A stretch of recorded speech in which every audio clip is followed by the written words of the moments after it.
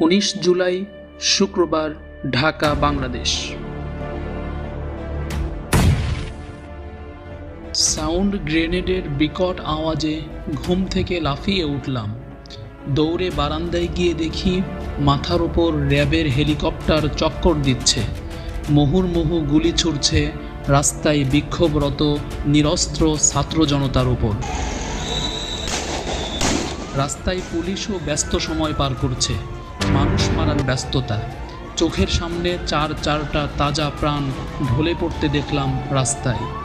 কোটা আন্দোলনের এটি একটি খণ্ডচিত্র। কোটা সংস্কারের দাবিতে শিক্ষার্থীদের ৩৬ দিনব্যাপী আন্দোলনে শেষ পর্যন্ত পদত্যাগ এবং দেশ ছেড়ে পালাতে বাধ্য হয়েছেন প্রধানমন্ত্রী শেখ হাসিনা।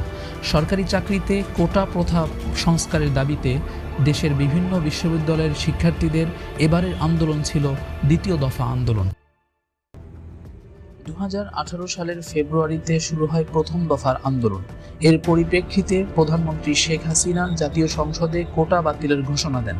ওই বছরের ৪ অক্টোবর কোটা প্রথা বাতিল প্রসঙ্গে পরিপত্র জারি করে সরকার। দ্বিতীয় দফা আন্দোলন শুরু হয়েছিল চলতি বছরের ১ জুলাই। বৈষম্য বিরোধী ছাত্র আন্দোলনের ব্যানারে ঢাকা বিশ্ববিদ্যালয় সহ দেশের বিভিন্ন বিশ্ববিদ্যালয়ে কোটা বাতিলের পরিপত্র পুনর্বহালের দাবিতে ছাত্র সমাবেশ ও বিক্ষোভ অনুষ্ঠিত হয়। চলতি বছরের ৫ জুন সরকারি দপ্তর, স্বায়ত্তশাসিত ও আধা স্বায়ত্তশাসিত প্রতিষ্ঠান এবং বিভিন্ন কর্পোরেশনের চাকরিতে সরাসরি নিয়োগের ক্ষেত্রে মুক্তিযোদ্ধা কোটা বাতিলের পরিপত্র অবৈধ ঘোষণা করে রায় দেন আদালত। এর পরদিন পরিপত্র বাতিলের প্রতিবাদে ঢাকা বিশ্ববিদ্যালয়ের সাধারণ শিক্ষার্থীদের ব্যানারে বিক্ষোভ সমাবেশ করেন শিক্ষার্থীরা। মূলত এদিনেই কোটা সংস্কারের দাবিতে শিক্ষার্থীদের দ্বিতীয় দফা আন্দোলনের বীজ বপন হয়। কোটা সংস্কারের দাবিতে দীর্ঘ ৩৬ দিনের লোমহর্ষক ঘটনাকে কেন্দ্র করেই আজকের এই আয়োজন। ৫ জুন ২০২৪ বুধবার। ২০১৮ সালের ৪ অক্টোবর কোটা বাতিল করে জারি করা সরকারি পরিপত্র অবৈধ ঘোষণা করে রায় প্রদান করেন হাইকোর্ট। এতে সরকারি দপ্তর, স্বায়ত্তশাসিত ও আধা স্বায়ত্তশাসিত প্রতিষ্ঠান এবং বিভিন্ন কর্পোরেশনের ৯ম থেকে ১৩তম গ্রেডের সরকারি চাকরিতে মুক্তিযোদ্ধা কোটায় নিয়োগের ক্ষেত্রে আর কোনো বাধাই থাকল না। ৬ জুন বৃহস্পতিবার। হাইকোর্টের বাতিলকৃত পরিপত্র বাতিল করে দেওয়া রায় বাতিলের দাবিতে ঢাকা বিশ্ববিদ্যালয়ের শিক্ষার্থীবৃন্দের ব্যানারে বিক্ষোভ করেন ঢাকা বিশ্ববিদ্যালয়ের শিক্ষার্থীরা। তারা সরকারি চাকরিতে মেধাভিত্তিক নিয়োগ বহাল রাখার দাবি জানান। ৯ জুন রবিবার। হাইকোর্টের বাতিলকৃত পরিপত্র বাতিল ও সরকারি চাকরিতে মেধাভিত্তিক নিয়োগ বহাল রাখার দাবি ছড়িয়ে পড়ে দেশের বিভিন্ন বিশ্ববিদ্যালয় ও শিক্ষা প্রতিষ্ঠানে। ঢাকা বিশ্ববিদ্যালয়ের পাশাপাশি বিক্ষোভ সমাবেশ হয় চট্টগ্রাম ও বরিশাল বিশ্ববিদ্যালয়েও। শিক্ষার্থীরা তাদের দাবি মানতে সরকারকে ৩০শে জুন পর্যন্ত সময় বেঁধে দেন। এই সময়ের মধ্যে দাবি পূরণ না হলে সর্বাত্মক আন্দোলনের ঘোষণা দেন। ১ জুলাই ২০২৪ সোমবার। ঢাকা বিশ্ববিদ্যালয় সহ দেশের বিভিন্ন বিশ্ববিদ্যালয়ে কোটা বাতিলের পরিপত্র পুনর্বহালের দাবিতে ছাত্র সমাবেশ ও বিক্ষোভ অনুষ্ঠিত হয়। সমাবেশে ৪ জুলাইয়ের মধ্যে দাবির বিষয়ে চূড়ান্ত সুরাহার আহ্বান জানিয়ে বৈষম্য বিরোধী ছাত্র আন্দোলনের পক্ষ থেকে ৩ দিনের কর্মসূচির ঘোষণা দেওয়া হয়। জুলাইয়ের ২ তারিখ মঙ্গলবার। বৈষম্য বিরোধী ছাত্র আন্দোলনের ব্যানারে অনুষ্ঠিত হয় মিছিল। ঢাকা বিশ্ববিদ্যালয় ও অধিভুক্ত ৭ কলেজ, জগন্নাথ বিশ্ববিদ্যালয় সহ রাজধানীর বিভিন্ন শিক্ষা প্রতিষ্ঠানের শিক্ষার্থীরা যোগ দেয় মিছিলে। মিছিলটি নীলক্ষেত সায়েন্স ল্যাবরেটরি ও বাটা সিগন্যাল মোড় ঘুরে শাহবাগে গিয়ে থামে। ৩ জুলাই বুধবার। বৈষম্য বিরোধী ছাত্র আন্দোলনের পূর্ব কর্মসূচি অনুযায়ী ঢাকার শাহবাগ মোড়, ময়মনসিংহের কয়েকটি সড়ক ও রেললাইন, ঢাকা আরিচা মহাসড়ক, চট্টগ্রাম খাগড়াছড়ি মহাসড়ক এবং বরিশাল কুয়াকাটা মহাসড়ক অবরোধ করে বিক্ষোভ করে সংশ্লিষ্ট এলাকার বিভিন্ন প্রতিষ্ঠানের শিক্ষার্থীরা। আন্দোলন ছড়িয়ে পড়ে বাংলাদেশ কৃষি বিশ্ববিদ্যালয়, জাহাঙ্গীরনগর বিশ্ববিদ্যালয়, চট্টগ্রাম বিশ্ববিদ্যালয় ও বরিশাল বিশ্ববিদ্যালয়ে। ৪ জুলাই বৃহস্পতিবার। আপিল বিভাগে মুক্তিযোদ্ধা কোটা বাতিলের পরিপত্র অবৈধ ঘোষণার বিষয়ে শুনানির তারিখ ছিল এই দিন। তবে প্রধান বিচারপতি ওবায়দুল হাসানের নেতৃত্বাধীন 6 সদস্যের আপিল বিভাগ নট টুডে বলে আদেশ দেন। পরের সপ্তাহে এই বিষয়ে শুনানি হতে পারে বলে ওই দিন অ্যাটর্নি জেনারেল কার্যালয় থেকে জানানো হয়। এদিন শিক্ষার্থীরা দেশের বিভিন্ন মহাসড়ক অবরোধ করে রাখে, আর ঢাকায় শাহবাগ মোড় অবরোধ করে রাখে 5 ঘন্টা। জুলাইয়ের 5 তারিখ শুক্রবার চট্টগ্রাম, খুলনা ও গোপালগঞ্জে সড়ক অবরোধ করে আন্দোলনকারীরা। এছাড়া দেশের বিভিন্ন শিক্ষা প্রতিষ্ঠানে বিক্ষোভ ও সড়ক অবরোধের ঘটনা ঘটে। বৈষম্যবিরোধী ছাত্র আন্দোলনের পক্ষ থেকে পরদিন সারা দেশে বিক্ষোভ ও অবরোধ কর্মসূচি ঘোষণা করা হয়। জুলাইয়ের 6 তারিখ শনিবার সব বিশ্ববিদ্যালয় ও কলেজে ক্লাস পরীক্ষা বর্জন, ছাত্র ধর্মঘট এবং সারা দেশে সড়ক মহাসড়ক অবরোধের ডাক দেন বৈষম্য বিরোধী ছাত্র আন্দোলনের সমন্বয়করা। এই কর্মসূচির নাম দেওয়া হয় বাংলা ব্লকেট। এদিন দেশের বিভিন্ন বিশ্ববিদ্যালয়ে বিক্ষোভ ও অবরোধ কর্মসূচি পালন করা হয়। জুলাইয়ের 7 তারিখ রবিবার শিক্ষার্থীদের বাংলা ব্লকেট কর্মসূচিতে স্থবির হয়ে পড়ে রাজধানী। বিশ্ববিদ্যালয় ও কলেজে ক্লাস ও পরীক্ষা বর্জনের ঘোষণা দেয় শিক্ষার্থীরা। জুলাইয়ের 8 তারিখ সোমবার বৈষম্য বিরোধী ছাত্র আন্দোলন প্ল্যাটফর্ম 65 সদস্যের সমন্বয়ক টিম গঠন করে। সমন্বয় কমিটির সদস্য নাহিদ ইসলাম সরকারি চাকরিতে সব গ্রেডে অযৌক্তিক ও বৈষম্যমূলক কোটা বাতিল করে শুধু সংবিধান অনুযায়ী অনগ্রসর জনগোষ্ঠীর জন্য ন্যূনতম কোটা রেখে সংসদে আইন পাশের দাবি জানান।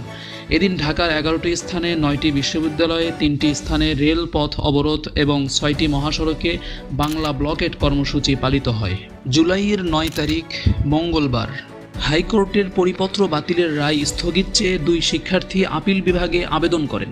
পরদিন শুনানির তারিখ নির্ধারণ করা হয়। যদিও বৈষম্য বিরোধী ছাত্র আন্দোলনের সমন্বয়করা দাবি করেন ওই 2 শিক্ষার্থীর আবেদন করার সঙ্গে তাদের কোনো সম্পর্ক নেই।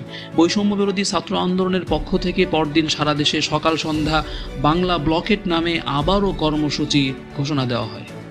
জুলাইয়ের 10 তারিখ বুধবার কোটা বাতিলের পরিপত্র বাতিল চেয়ে সরকারের আবেদন সহ সব বিষয়ে স্থিতাবস্থা বজায় রাখতে নির্দেশ দেন প্রধান বিচারপতি ওবায়দুল হাসানের নেতৃত্বাধীন 5 সদস্যের আপিল বিভাগ। এই দিন সকালে ঢাকা বিশ্ববিদ্যালয়ের শিক্ষার্থীরা কেন্দ্রীয় গ্রন্থাগারের সামনে জড়ো হয়ে শাহবাগ অবরোধ করেন।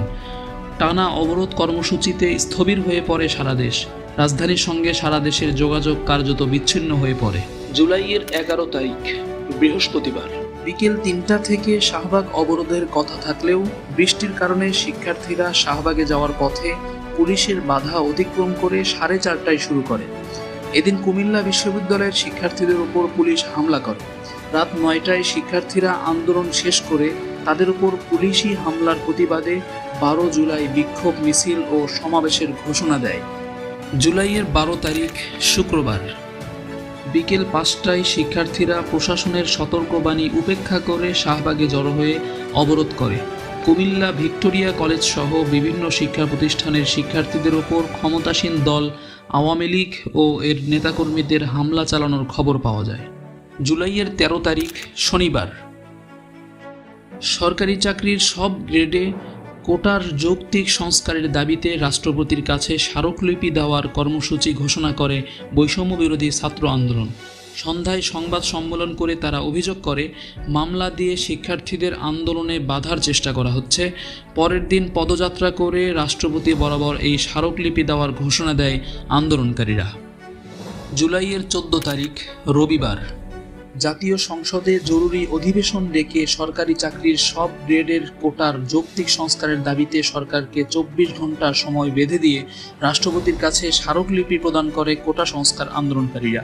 এদিন গণভবনে চীন সফর উপলক্ষে আয়োজিত সংবাদ সম্মেলনে মুক্তিযোদ্ধা কোটা প্রসঙ্গে প্রধানমন্ত্রী বলেন, মুক্তিযোদ্ধাদের নাতিপুতিরাও পাবে না, তাহলে কি রাজাকারের নাতিপুতিরা পাবে? মুক্তিযোদ্ধাদের নাতিপুতিরা পাবে না, তাহলে কি রাজাকারের নাতিপুতিরা চাকরি পাবে?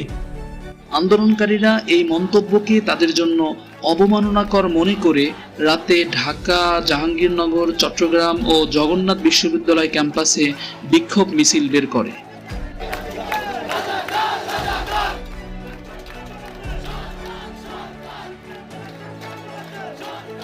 জুলাইয়ের 15 তারিখ সোমবার প্রধানমন্ত্রী শেখ হাসিনা সরকারি চাকরিতে কোটা বিরোধী আন্দোলনকারীদের উদ্দেশ্যে বলেন, নিজেদের রাজাকার বলতে তাদের লজ্জাও লাগে না। আওয়ামী লীগের সাধারণ সম্পাদক ওবায়দুল কাদের মন্তব্য করেন, আন্দোলনকারীদের রাজাকার স্লোগানের জবাব ছাত্রলীগই দেবে। বাংলাদেশ ছাত্রলীগের কেন্দ্রীয় সভাপতি সাদ্দাম হোসেন মন্তব্য করেন, কোটা সংস্কার আন্দোলনে যারা আমি রাজাকার স্লোগান দিচ্ছে তাদের শেষ দেখিয়ে ছাড়ব। বিকেল ৩টায় ঢাকা বিশ্ববিদ্যালয়ে দফায় দফায় ছাত্রলীগ ও আন্দোলনকারীদের মধ্যে সংঘর্ষ বাধে। এ সময় আন্দোলনকারীদের মারধর করা হয়, গুলি করতেও দেখা যায়। দেশের বিভিন্ন স্থানে হামলা হয়। আহত ২৯৭ জন ঢাকা মেডিকেল কলেজ হাসপাতালে চিকিৎসা নেন।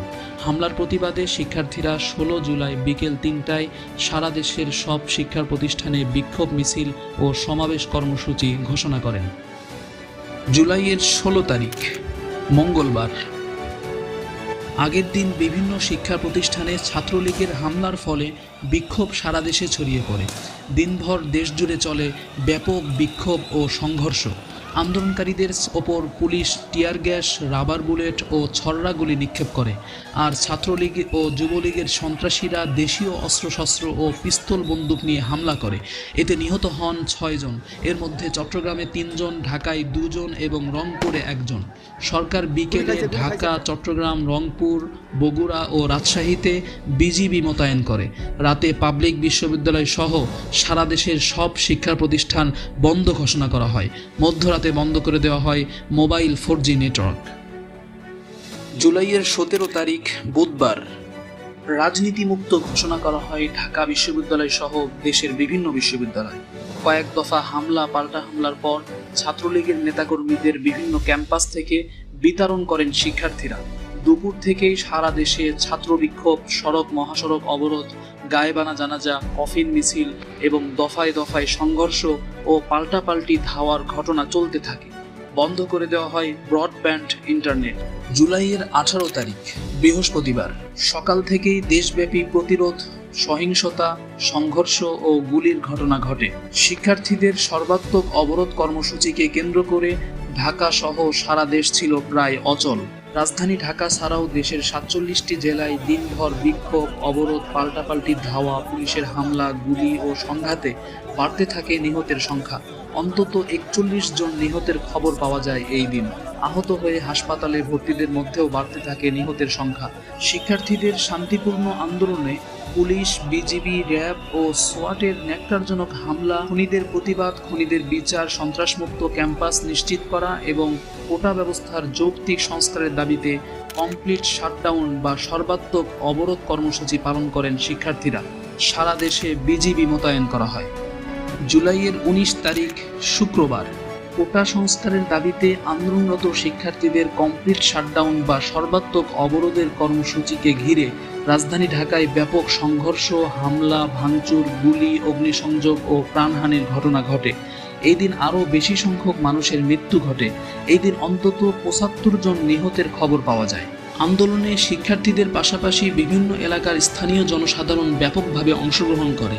রাত ৯:৩০টার দিকে বৈষম্য বিরোধী ছাত্র আন্দোলনের অন্যতম সমন্বয়ক আব্দুল কাদের গণমাধ্যমে পাঠানো বার্তায় ৯ দফা দাবিতে কমপ্লিট শাটডাউন চলমান থাকার কথা জানান। এই ৯ দফা দাবির মধ্যে রয়েছে আইনশৃঙ্খলা রক্ষাকারী বাহিনীকে অবৈধ উপায়ে ব্যবহার করে ছাত্র হত্যার দায় নিয়ে স্বরাষ্ট্রমন্ত্রী আসাদুজ্জামান খান কামাল এবং সড়ক পরিবহন ও সেতুমন্ত্রী ওবায়দুল কাদেরকে মন্ত্রিপরিষদ ও দল থেকে পদত্যাগ করতে হবে। জুলাইয়ের ২০ তারিখ শনিবার দেশ জুড়ে কারফিউ। সেনাবাহিনীর মোতায়েনের মধ্যেও যাত্রাবাড়ি, উত্তরা, বাড্ডা ও মিরপুর এলাকায় চলে সংঘর্ষ, ধাওয়া ও গুলি। এর মধ্যে ঢাকার রামপুরা, বাড্ডা, যাত্রাবাড়ি, শনির আখড়া, উত্তরা ও মিরপুরে নিহত হয় ১৬ জন, নারায়ণগঞ্জে ৫ জন, ময়মনসিংহ ও সাভারে ৪ জন, গাজীপুর ও নরসিংদীতে নিহত হয় ২ জন। সব মিলিয়ে ৪ দিনে নিহতের সংখ্যা দাঁড়ায় ১৪৮। বৈষম্যবিরোধী ছাত্র আন্দোলনের অন্যতম সমন্বয়ক নাহিদ ইসলামকে তুলে নেওয়ার অভিযোগ ওঠে। আন্দোলনের ৩ সমন্বয়ক ৩ মন্ত্রীর সঙ্গে দেখা করে ৮ দফা দাবি পেশ করেন। জুলাইয়ের ২১ তারিখ রোববার সরকারি চাকরিতে নিয়োগের ক্ষেত্রে কোটা পুনর্বহাল সংক্রান্ত হাইকোর্টের রায় সামগ্রিকভাবে বাতিল করে দেশের সর্বোচ্চ আদালত রায় প্রদান করে। রায়ের মেধার ভিত্তিতে 93%, মুক্তিযোদ্ধা, শহীদ মুক্তিযোদ্ধা ও বীরাঙ্গনার সন্তানদের জন্য 5%, ক্ষুদ্র নৃগোষ্ঠী 1% এবং প্রতিবন্ধী ও তৃতীয় লিঙ্গের জনগোষ্ঠীর জন্য 1% কোটা নির্ধারণ করে দেওয়া হয়। 22 জুলাই 2024 সোমবার।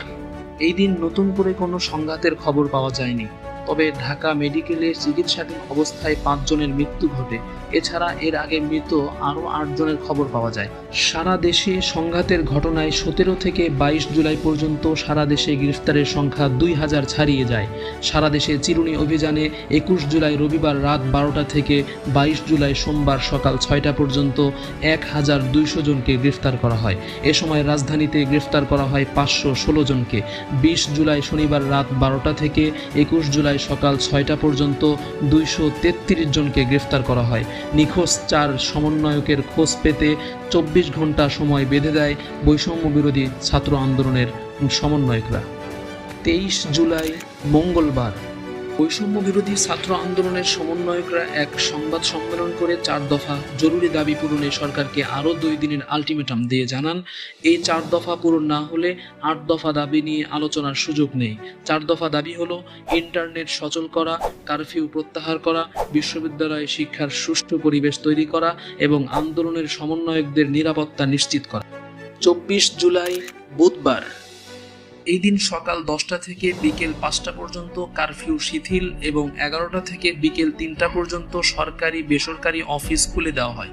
ব্রডব্যান্ড ইন্টারনেট সীমিত আকারে নির্দিষ্ট কিছু এলাকায় খুলে দেওয়া হয়। ঢাকা সহ বিভিন্ন এলাকায় চিকিৎসাধীন আরও 4 জনের মৃত্যু হয়।